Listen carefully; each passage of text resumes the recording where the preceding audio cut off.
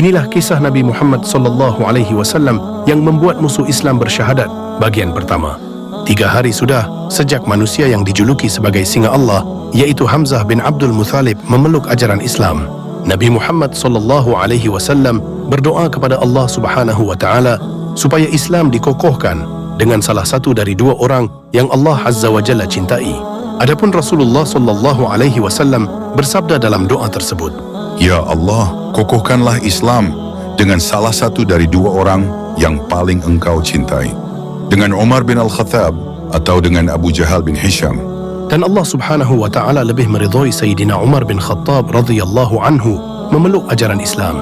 Kala itu Sayyidina Umar masihlah memiliki fanatisme terhadap tradisi jahiliyah. Sayyidina Umar berjalan keluar dengan membawa sebilah pedangnya. Ketika dalam perjalanan, beliau berpapasan dengan salah satu sahabat bernama Nu'aim bin Abdullah radhiyallahu anhu. Karena penasaran, Nu'aim pun bertanya kepada Sayyidina Umar, "Hendak ke mana engkau, wahai Umar?" Aku akan menghabisi Muhammad. Mendengar itu, Nu'aim berusaha mengalihkan tujuan Sayyidina Umar. "Bagaimana jika kutunjukkan sesuatu yang membuatmu lebih tercengang, wahai Umar? Sesungguhnya saudarimu dan iparmu telah keluar dari agama serta meninggalkan agama yang selama ini engkau peluk." Mendengar informasi tersebut, amarah Sayyidina Umar bergejolak. Sayyidina Umar langsung berbalik arah untuk menuju ke rumah saudari beliau yang bernama Fatimah. Sementara di rumah saudari Sayyidina Umar tersebut, nampak Fatimah dan suaminya tengah mendalami Islam. Keduanya belajar melalui syahifah atau lembaran Al-Quran yang berisikan ayat-ayat Quran surah Taha. Adapun proses belajar tersebut dipandu oleh seorang sahabat yang bernama Khabbab bin Al-Arad radhiyallahu anhu. Ketika tahu bahwa Sayyidina Umar datang, Khabbab langsung bersembunyi.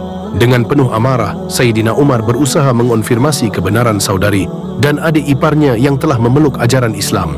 Adik ipar Sayyidina Umar pun mengiyakan. Bak ditelan lautan emosi, Sayyidina Umar menghajar adik iparnya habis-habisan. Fatimah yang hendak melerai pun juga terkena imbasnya. Melihat Fatimah terkena pukulan, Sayyidina Umar merasa khilaf. Beliau meminta lembaran Quran yang sebelumnya sedang dipelajari. Namun melihat tangan Sayyidina Umar yang berlumuran darah, Fatimah enggan memberikannya. Ayat-ayat Al-Quran itu suci.